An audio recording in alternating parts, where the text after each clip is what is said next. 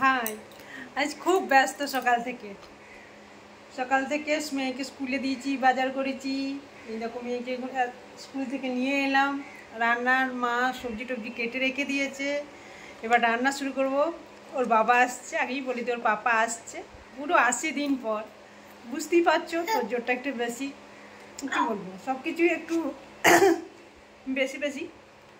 তো রান্না শুরু করবো, তার যা গরম তাই একটু বসে নিলাম। তো এখনই ভিডিওটা আমি শুরু করলাম। তোমাদের কাছে জানাই, তোমাদের সবাইকে জানাই অনেক অনেক ভালোবাসা, বড়দের প্রণাম আর ছোটদের অনেক অনেক ভালোবাসা দিয়ে ব্লগটা শুরু করছি। আর আমার ব্লগ যদি ভালো লাগে অবশ্যই দেখো, সাবস্ক্রাইব করো, লাইক করো, শেয়ার করো, আর আমার সঙ্গে তো আর পুরো ভিডিওটা দেখো আজ কী হয় কি না হয়, কি কি রান্না করছি। তো চলো দেখা যাক কি রান্না করছি। ব্রেকফাস্টে তো কি করব করে ঠিক করেছি, পাস্তা করব। পাস্তা সেদ্ধ করে রেখে গেছি, সবজি কাটা হয়ে গেছে, এবার পাস্তাটা বানাবো। তারপরে ইঁচড় হবে, মাছ নিয়েছি, মুগ ডাল হবে মাছের মাথা দিয়ে, চাটনি আছে দিদি দিয়েছিল, তো করলা ভাজা হবে, লাউ শাক হবে, অনেক কিছু রান্না আছে। যেহেতু অনেক দিন পর আসছে, একটু বাঙালি রান্না করে খাওয়াবো। আজ কোনো চিকেন আনি নেই, চিকেন হলে রাতের দিকে হবে। তো রান্নাগুলো করে নিই, দেখতে থাকো আমার ভিডিওটা। আর যদি ভালো লাগে অবশ্যই লাইক করো, শেয়ার করো, সাবস্ক্রাইব করো। আর দেখো না কতদিন পর আর জয় সোনার বাবা আসবে, তাই আর জয় সোনা কত খুশি বলো তো। আন্টিরা আঙ্কেলরা, আমার পাপা আসবে, বলো কে আসবে গো? দেখেছো হাসি, দেখেছো মেয়ের মুখে হাসি, দেখেছো?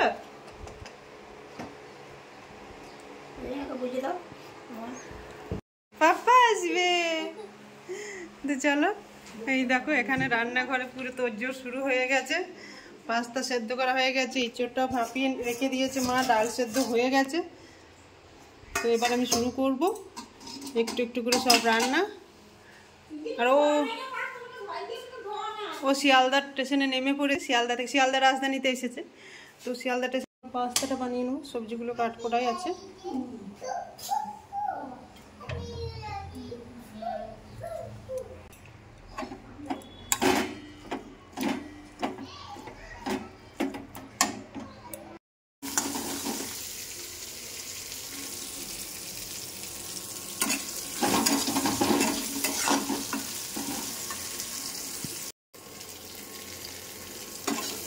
রান্না এখনো এসে পৌঁছায়নি, তো আমিও তাড়াহুড়ো করছি, একটু রান্নাটা তাড়াতাড়ি হয়ে গেলে একটু বসে গল্প করা যাবে।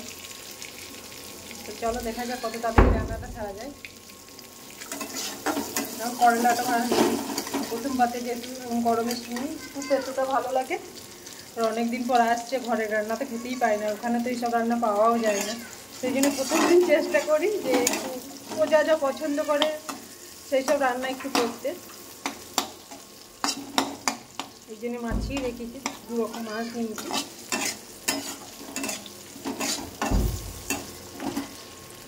মেয়ে অধৈর্য হয়ে যায় যে ঘরে বসে বসে কখন আসবে পাপা, কখন পাপা আসবে। তা আসুক পাপা, অপেক্ষায় থাকে, আর একটু তো অপেক্ষা। যখন এতদিন অপেক্ষা করা যায় তখন আর একটু কি আর অপেক্ষা করতে পারা যায় না? তো দেখাই দাঁড়াও তোমাকে, দেখাই তোমাদেরকে। ওই দেখো দিদার সঙ্গে বসে বসে খেলা করছে। পাপা এলো? কই পাপা?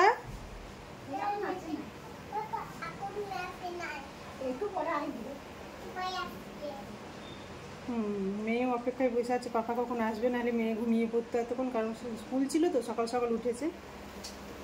এই জন্য আমাকে বারবার ঘরে যাওয়ার জন্য বলছে, না আর একটু অপেক্ষা করো মা, এই তো চলে আসছে পাপা আসার পরে তুমি ঘুমাবে।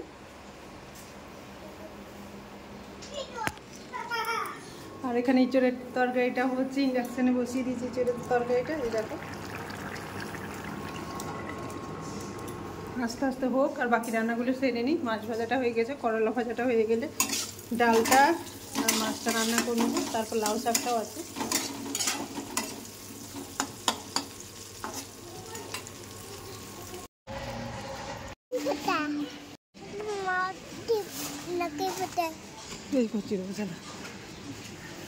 দেখো কে আসছে, দেখো ওরে বাবা, ওরে বাবা, ওরে বাবা, কেমন আছে তুমি?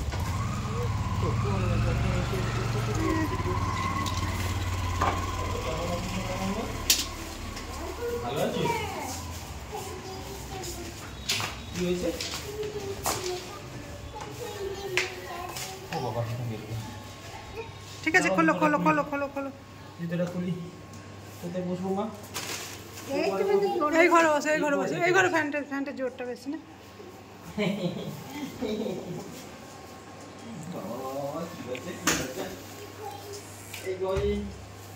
পাখা চালাও, পাখা চালাও। ওই ভাই ঠান্ডা আছে, তুমি তো রোগা হয়ে গেছো মা একদম, এইটুকু লাগছে না? ঘরটা খুলে রাখো।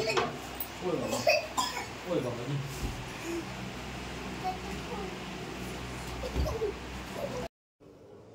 তো আমার রান্না কমপ্লিট হয়ে গেছে, এত গরম এই জন্য পাখার হাওয়াতে একটু বসে পড়লাম। তো আসুক, ও স্নান করছে, স্নান সারা হয়ে গেলে আমরা আবার একসাথে খেতে বসবো। তো বুঝতেই পারছি সবাই আমরা খুব খুশি। আর এত দিন পর আসে, দূরে থাকে, তারপর আমিও কলকাতা চলে এসেছি, একা একা থাকি, সত্যি কথাই ওকে খুব মিস করি। তাই এই কটা দিন যখন থাকে আমরা খুব খুশি। আর কীভাবে যে দিনগুলো কেটে যায় বুঝতে পারি না।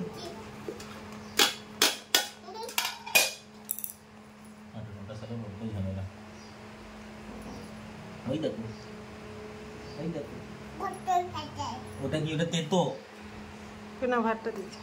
দাও। বেগুন ভাজা দেখি, দাওয়ায় দাও। বাবাকে কি খাওয়াচ্ছ? করলাকে তেতুকে কি বলে খাওয়াচ্ছ? পটল ভাজা বলে। তুমি একটু মুখে দাও, তুমি একটু খাও, তুমি একটু খাও, খাও খাও খাও, তুমি খাও খাও। আমি মাছ খেয়েছি।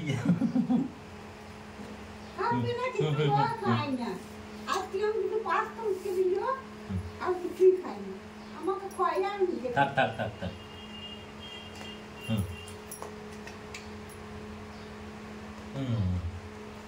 তুমি একটা খাও, খাও। তো রান্না করেছি দেখো, মাছের মাথা দিয়ে মুগের ডাল, লাউ শাক, পোস্ত বাটা দিয়ে করলা ভাজা, মাছ ভাজা, মাছের তেল ঝাল, ইঁচড়ের তরকারি, চাটনি, দই, শসা আছে। গরমে বেশি কিছু করি নাই, এত গরম, নর্মালি রান্নাবান্না করেছি। এখন মেয়েকে মাছ খাওয়াচ্ছে, মেয়ে বাবার হাতে মাছ খাচ্ছে। দেখেছো দেখেছো দেখেছো? ও বাবারে, ও বাবারে। তো না, ভাতটা দিয়ে দিই।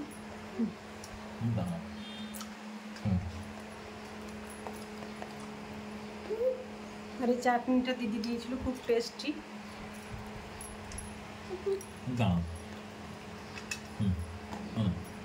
আচ্ছা, এখানে রাখবো।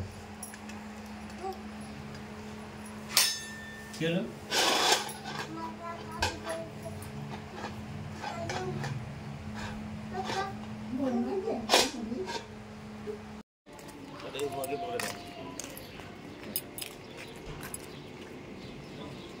পিছন দিকে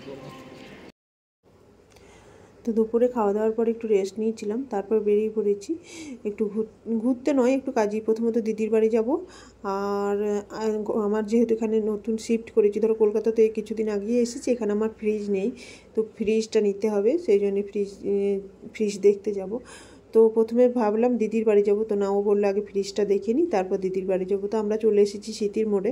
এখানে গ্রেট ইস্টার্নের একটা দোকান আছে, ওখানেই প্রথমে দেখব, কারণ আমি টিভিটা ওখান থেকেই নিয়েছিলাম, গ্রেট ইস্টার্ন থেকে। তো ওখানে দেখি। আর স্মৃতির মেলাটা এখনও চলছে, এখানে প্রায় 1.5-2 মাস হয়ে গেল। আর ফ্রিজটা নেওয়া খুবই দরকার, জানো তো, না হলে খুব অসুবিধা। একে তো এত গরম, তারপর আমি যেহেতু একা থাকি, রান্না বান্না সব কিছু একা হাতেই সামলাই। ধরো বাজার করে প্রত্যেক দিন বাজার যাওয়া আমার সম্ভব হয় না। আর ফ্রিজটা থাকলে এটাই সুবিধা হয় যে আমি একদিন বাজার করে এনে ফ্রিজের মধ্যে সব কিছু স্টোর করে রাখতে পারি। তো গ্রেট ইস্টার্ন চলে এসেছি। মানে গ্রেট ইস্টার্ন ঢোকার পর যেন মেলা লেগে আছে, লোকের এত চাহিদা, যেহেতু গরমটা এত বেশি, তাই সবাই ফ্রিজ এসি কেনাতে ব্যস্ত। তো গ্রেট ইস্টার্নে দেখলাম ফ্রিজটা। তো কি ফ্রিজ নেবো? ডবল ডোরেরই নেবো, খুব বেশি বড় নেবো না। তারপর আবার চলে এলাম অন্য একটা দোকানে। তো আমরা ফ্রিজ সিলেক্ট করে নিয়েছি। এরপর এখন যাচ্ছি আমি ননদের বাড়ি, মানে আমার দিদির বাড়ি। তো এখানে আমি ভিডিওটা এন্ড করছি। যদি ভালো লাগে তো অবশ্যই লাইক করো, শেয়ার করো, আর সাবস্ক্রাইব করতে ভুলো না। By, good night. আর আমি কোন ফ্রিজটা নিলাম সেটা পরের ভিডিওই তোমাদের সাথে শেয়ার করবো। বাই।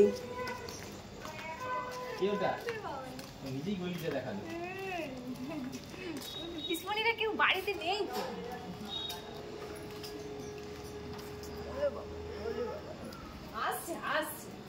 চলো।